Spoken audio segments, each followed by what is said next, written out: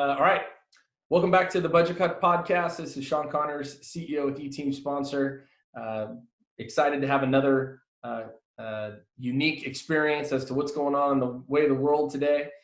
Bringing in two people that actually are really close to the E-Team Sponsor family. They happen to be the father and a brother of one of our regional directors down in the Orange County area, Dylan Garrity. So today we're joined by Michael Garrity. He is a 13-year teacher over at Servite High School in that's Anaheim, right?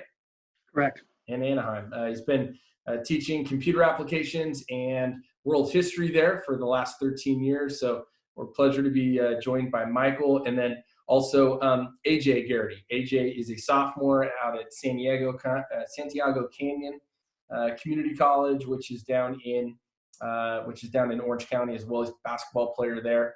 And we're looking forward to getting the perspective from a parent, a teacher, and a student athlete today as to, how has this whole COVID-19 pandemic, affected you guys. We're excited to have you on and share your stories and hopefully provide a little bit of some hope and some optimism and just share with others kind of how this has affected you guys. And this might be something of a resource for them. So thanks for coming on. Glad to be here. Thank you. You got it. So I think AJ, man, we'll start with you. Man, you guys had it rolling, right? Number 2 in the state in men's hoops, and rolling right into the state championships, and you had your season cut short because of this current pandemic. How you've been dealing with it? What was going through your mind at the time? And I know it's been a handful of weeks now. How you hanging in? I'm doing fine.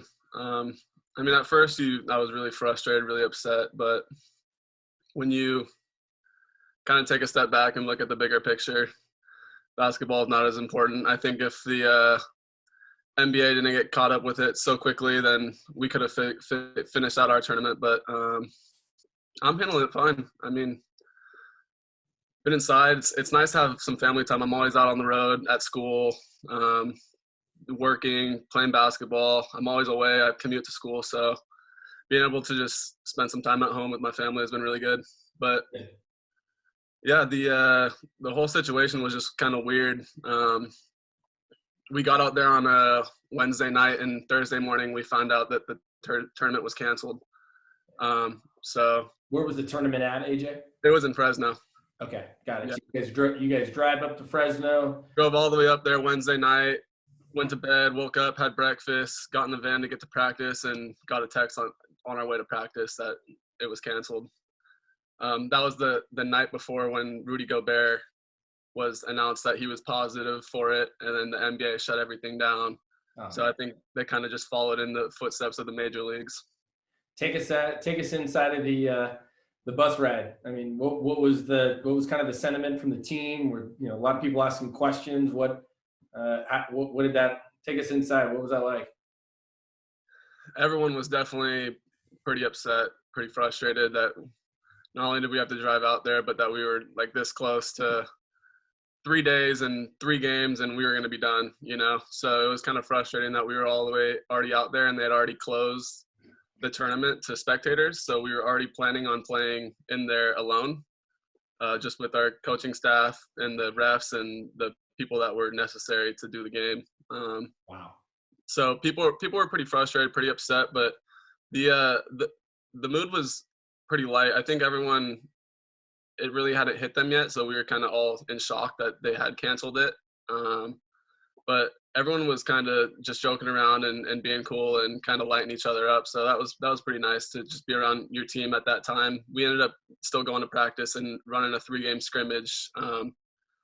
Selecting teams, had the captain select teams and ran a 3-game little tournament, see who can come out victorious, and had a nice celebration team dinner that night at a really nice restaurant. So It was cool. It was just nice to be around those guys when all that was going on, because that's who you've been with throughout the whole season, and sure, just to close it out that way, which is really unfortunate, but to be there and everyone kind of just joke around and make a lighter mood of it was really nice. So awesome. Sounds like you guys, despite the unfavorable circumstances, you guys found a way to get the most out of it. And yeah, it definitely sounds like the team aspect was important for you guys to have one another to lean on. So Absolutely necessary, no doubt. good.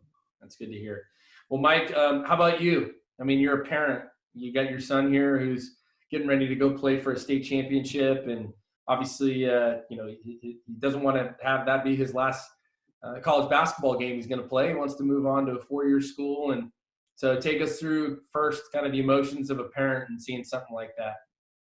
Yeah, it was emotional. I was so excited about being able to go to the tournament to watch him play, and not just that, but to film and create some memories on video for him and the team, which I've been doing all year long. I had to jump through some hoops to get out of school. It's really tough to do that at a private school because we don't have a bunch of full-time subs ready to step in. But luckily, my principal, Mike Brennan, played some ball, college ball. He completely understood what was happening there and was going to make it happen for me. So I got the okay to leave, and then they said it was shut down to everybody but the essential people that need to be there, and that was crazy disappointing. So I was trying to figure out how I could weasel my way in there as the film guy, but I don't think it was going to happen. So resolved myself to that it wasn't going to happen, and hopefully they were going to continue to play. But then the news came back pretty quick that wasn't even going to happen, and what a disappointment to drive all the way up there to not be able to play. Yeah. Oh man. And then take us through just being a teacher, an educator on a campus. You've got how many? About 1,000 students in Servite? About low 800s for student body. Okay. 100 plus faculty staff. Yeah. The last week or two while we were there, getting news about what was happening in the world, and our administration staying on top of planning what we were going to do, strategizing.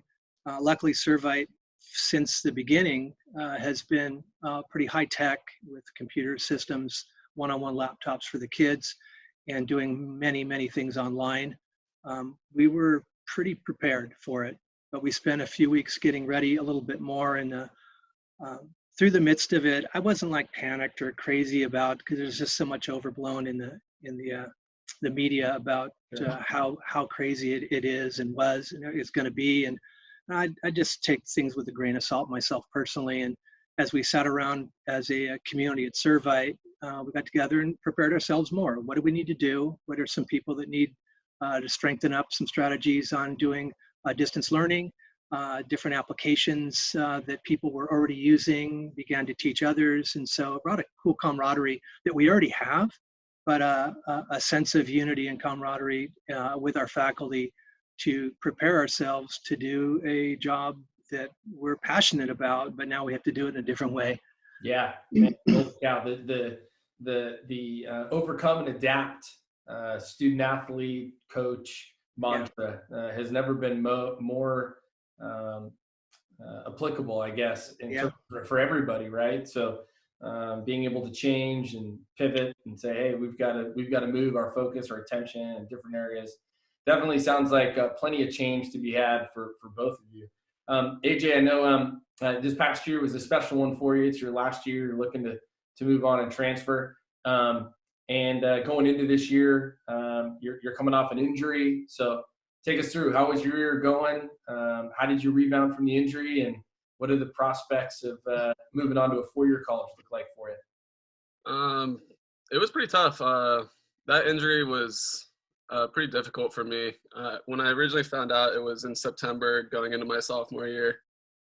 And originally people were like, oh, you're going to be back this year, And I knew there was never a chance, but they kept pushing me to try and get back for that year. But my surgeon was saying probably 12 to 18 months. So coming around the following year in September was when we started practicing again. And it was still giving me problems. I had to tape it every day. I was in rehab every day, Monday through Friday with my ATs at school. Still a lot of problems. Still didn't have that range of motion in my ankle. Ankle mobility is really, really important to a lot of stuff in basketball. And my mobility really wasn't there and wasn't going to be there until probably the end of season. So the first couple months of season were pretty tough for me, just kind of adjusting and adapting to not only not feeling like myself, but just kind of having to adjust my play style because I didn't move the same. I was a little slower, still kind of had a gimp when I ran, and I just had to find other ways to be involved that I couldn't do in the past. So, but yeah, my ATs did a really good job with me, and we rehabbed it really well and taped it every day. And there was some small problems here and there, but I was always able to play through it. Played in every game, started every game, and towards the end of the year, I really started to feel really good again. I started to feel like myself, which is what they're telling me all that 18 months was gonna start putting in. And I started really feeling good towards the end of the year. Then, yeah, it was just, I was super excited to play in that tournament. A lot of coaches were supposed to come out to that. We had a lot of coaches on us already. My head coach, Coach Dixon, is phenomenal, just reaching out to different schools that we want to go to. And Great. So we've been all getting calls. We have like 6 or 7 guys that will end up with a scholarship next year. And yeah, but the tournament was going to be a big one for a lot of them to come and actually see us play live, because we had a lot of out of states that wanted to come see us around that time. Yeah. So yeah, it's a little different now. Now that NCAA has shut down the kind of recruiting, they said, till like April 30th. So all the coaches I've been in contact with have all just said, well, our plan was to get you out here on an official visit. That's what we always do after season. But we can't do that. So we're kind of, they're adjusting to it too. It's new to them as well. So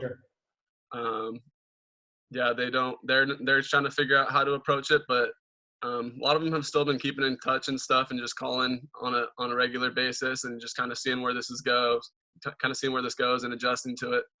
So we'll see where next year takes me, but right now there's a wide variety of options in different states and different options. So we'll just see how it goes.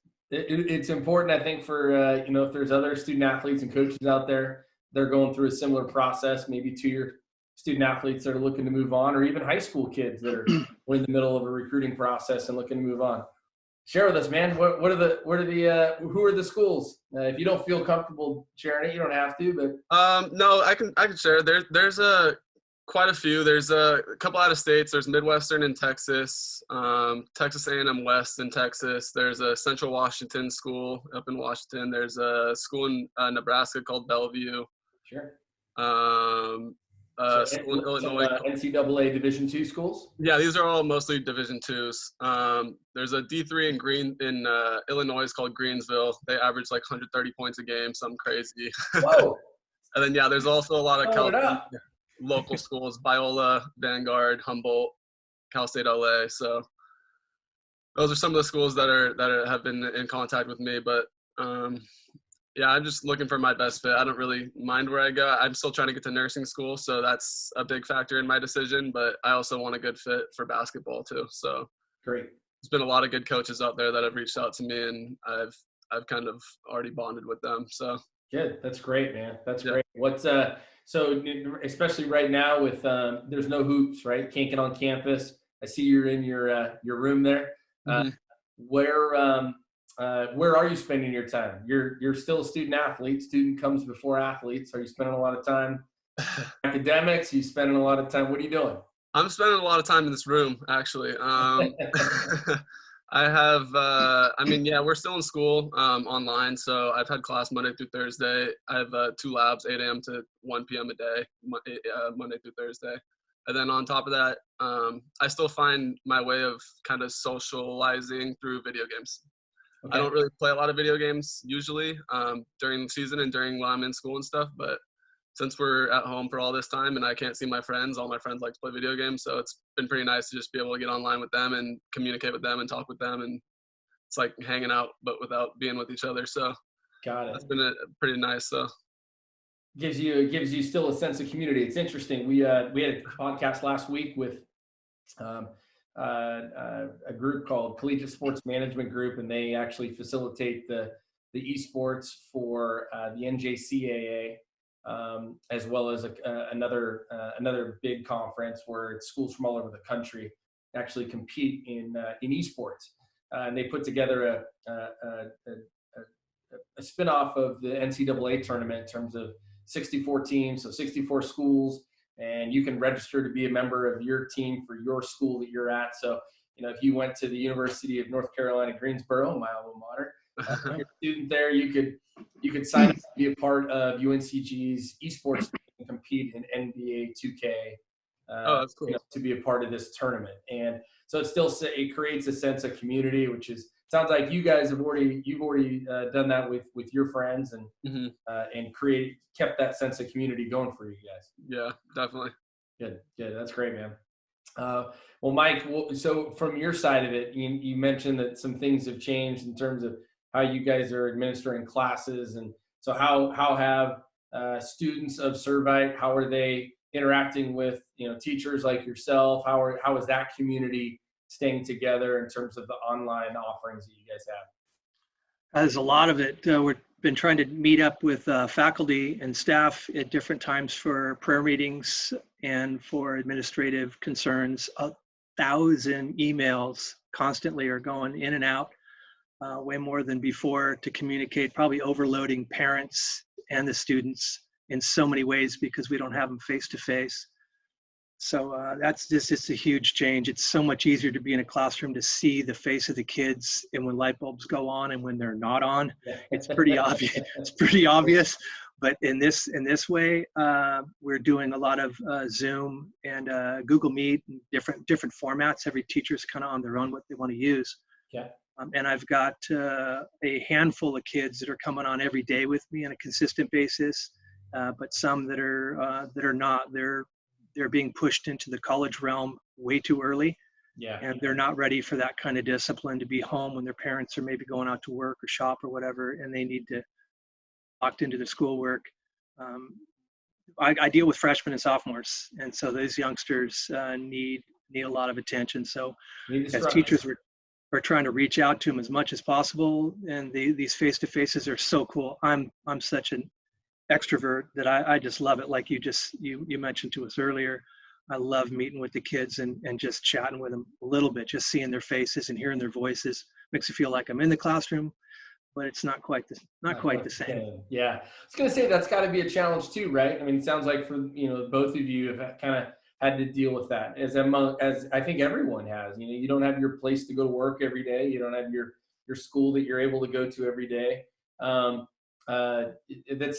sure there's got to be a missing element here, right? Is that you don't have that human interaction. How has these types of Zoom meetings or Google Meets, how have those meetings, I guess, helped to maybe fill some of that void? Let me go first, AJ, and then you talk about what we did last night. Today, I met with some students, and then one in particular has a tutor. The guy's struggling a little bit with his discipline. He's got some home issues, and so the mom and dad have divorced, actually, have brought a tutor in. And so I said, please pass on my number, have her text me this morning and at this window of time, and we need to chat. We need to literally talk instead of emailing so we can help this young man out. And so she gets on, and I did a Google Meet with her, and come to find out, she already knew who I was because her brother went to Servite and I didn't have him as a student. And her father is an old friend of mine that I knew back in the 1970s, Wow. pre-high school. We played ball together, and so I know his family really well, and this young man. And we went to our early youth group Bible studies together for years. And I only saw him a couple times on campus while his son was there playing soccer. So anyway, here I'm sitting talking to this tutor and just trying to fill her in, like, what can I do to help this young man? So we're on the same team. And she goes, I have to tell you that I'm John Bradbury's his daughter. Oh, okay. And she said for you to say hi, and so it was just a cool connection. So we talked about the student for about 30 minutes, and then we just chatted about family and old times and reconnecting. Really, I was eating it up, man. I had a big smile on my face. That's awesome. That is cool. So it helped reconnect somebody that you otherwise maybe you would have never known that. Wow, yeah. Interesting. AJ, how about you, man? It sounds like your dad said you guys did something last night.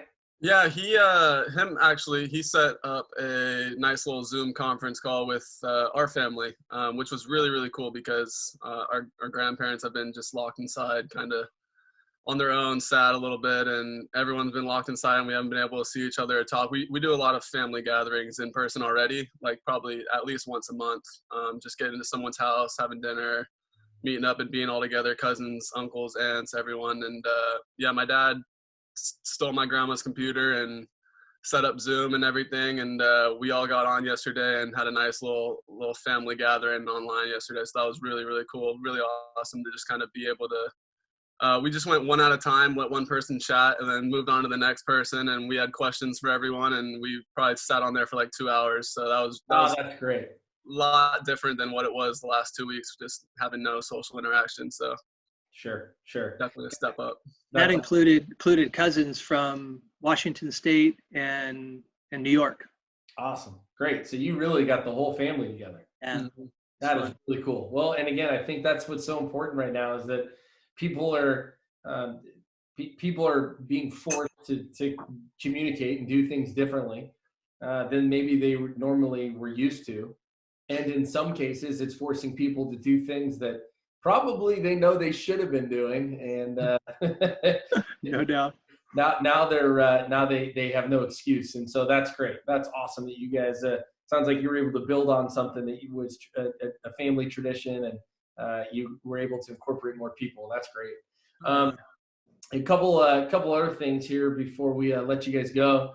AJ, I was going to ask you what's probably the number one thing that you feel like you've taken away, one positive that you've taken away from everything that's transpired since you guys you learned that fateful day, I guess that morning, that the season was going to be over and life was going to change. There was going to be a new normal for you guys. Oh man. I don't know if there's one like major thing to take away, but just understanding that there's a bigger picture behind it all. You know, I mean, it's frustrating for, I know, everyone that can't finish out their seasons, can't finish out their school years. Maybe jobs got laid off and stuff, but I mean, this is obviously way bigger than any of us, and the public health is a lot more important. People around you. I mean, we all have people that we know that are around us that are at risk of getting it and can easily die from it. So when you put that into perspective, and really shifting your perspective is really the main thing. When you put that into perspective, it's a game changer. You know, you don't want anyone to get hurt. You don't want anyone to die. It over trumps everything else: basketball, sports, school, all of it. So that's probably the only thing I would take away from it. That's great, man. Well, you're a wise young man if you've been able to take that type of perspective. And as old as I am, I have a hard time sometimes with everything that's going on right now, and it's hard to keep that type of perspective. So I commend you for being able to do that. Mike, how about you? Does what's going on right now remind you of anything that maybe you've experienced in the past? And is there anything from a strength or wisdom standpoint that maybe you're leaning on to help you get through this type of situation? It's definitely unprecedented in how we're living out our lives right now. So nothing in particular in that respect, but any kind of difficulties that come up in our lives, we have to deal with them and adjust and adapt as we go. And so that's happened numerous times in my 57 years. What I've learned through this and in the past, and what I'm excited about, as AJ mentioned earlier, just hanging out with the family a little bit more, because we're so busy, especially him. He's just killing it out there with his school, basketball, and work through that season. He's worked so hard, but we never see him. It's 2 trains passing in the night at times when I just barely get a chance to say, hey, what's up and how you doing, and give him a hug and move on. I'm really, really proud of all he's done. So we've had some family dinners that we haven't had for a long time, where people are just sitting around and nobody has to go anywhere. And it's been really, really enjoyable. The other thing I'd mention is we're a family and I'm a man of faith. And so, as AJ said, perspective, the Bible gives us that perspective. And so my faith has been just absolutely crucial and growing. It constantly is, but in the midst of this, I can't put my trust in any leaders, in anything. This is what it is, and God's in control. And I just encourage people to seek God and find that peace. And the Gray City wants to give us in the midst of this difficult time. That's awesome. That's awesome. Yeah, it's perspective is so important right now, and it's been great as we've gone through this this process, and we've reached out to clients from high schools and junior colleges and four-year colleges. You'd be surprised how many people have mentioned that's their source of strength and wisdom really does come from their faith, which is really great to hear. And I think last question that I'll ask you guys both here, AJ, would be you're fast forwarding, maybe let's call it 5 months. So we'll put ourselves at August 30th.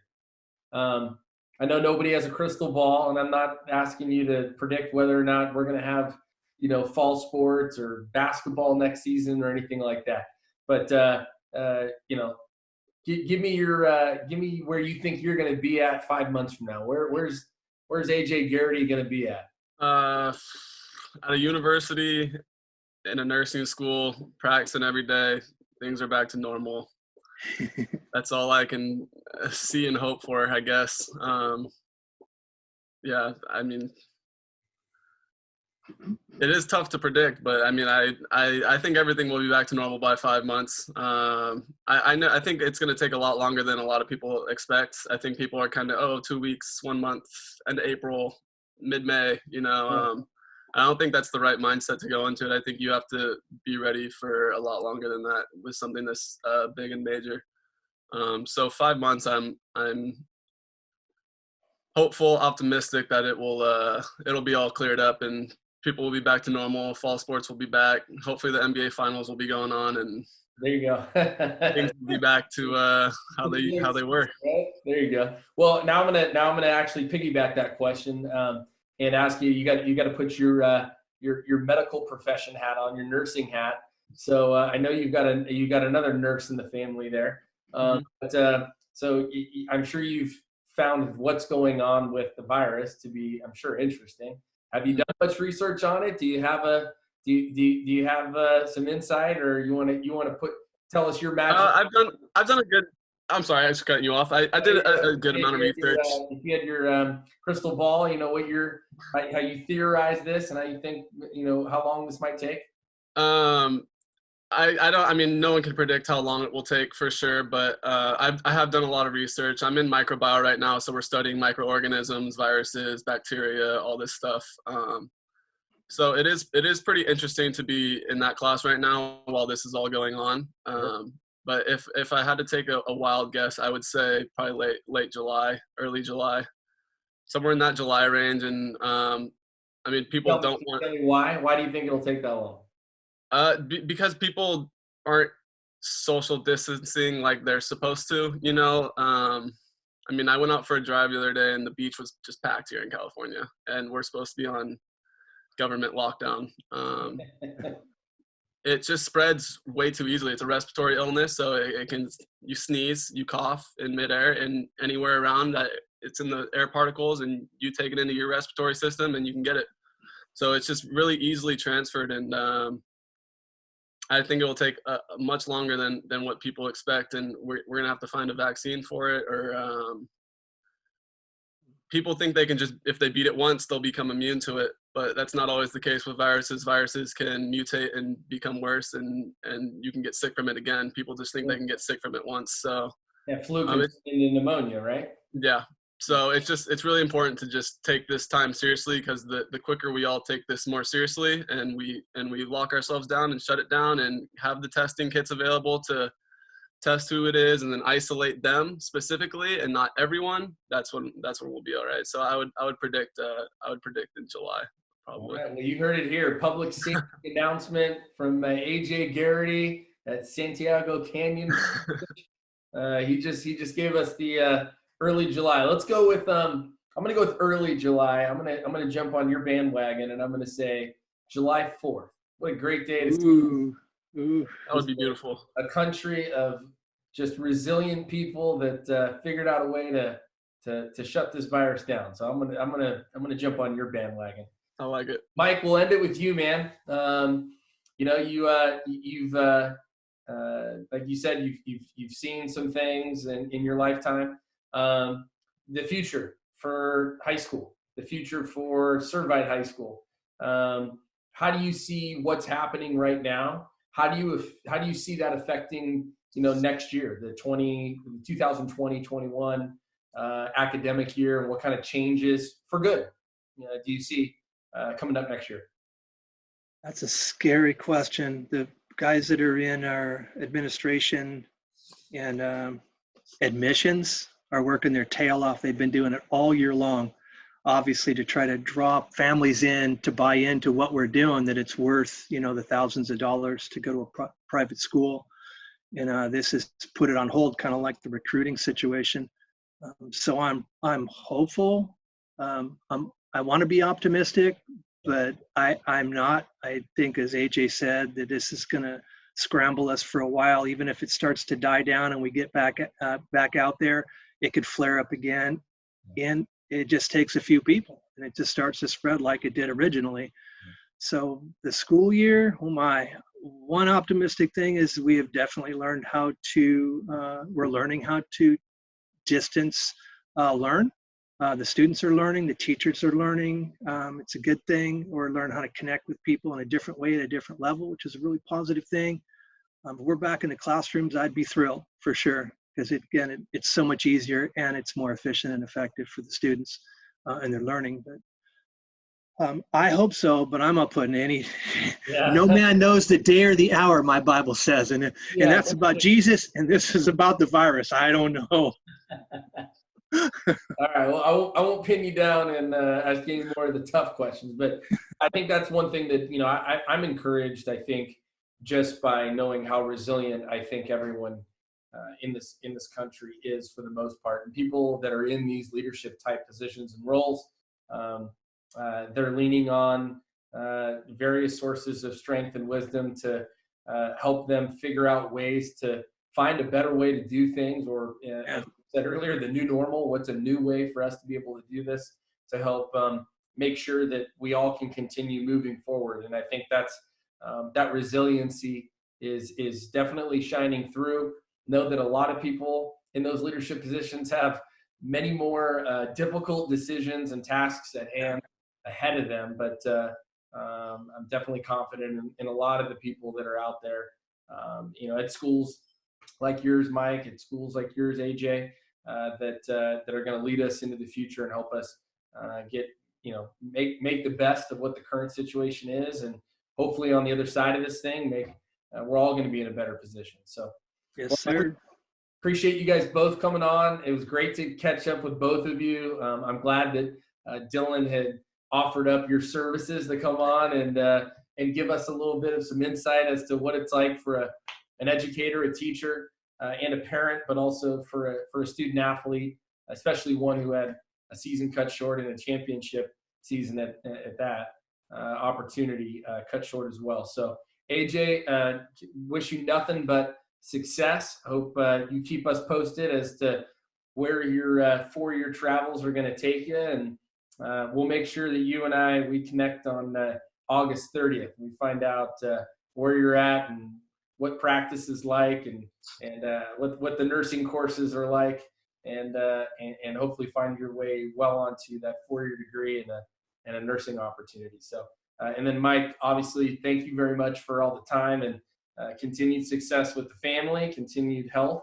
and safety for your wife, who's in the nursing profession as well, and good luck with everything there at Servite.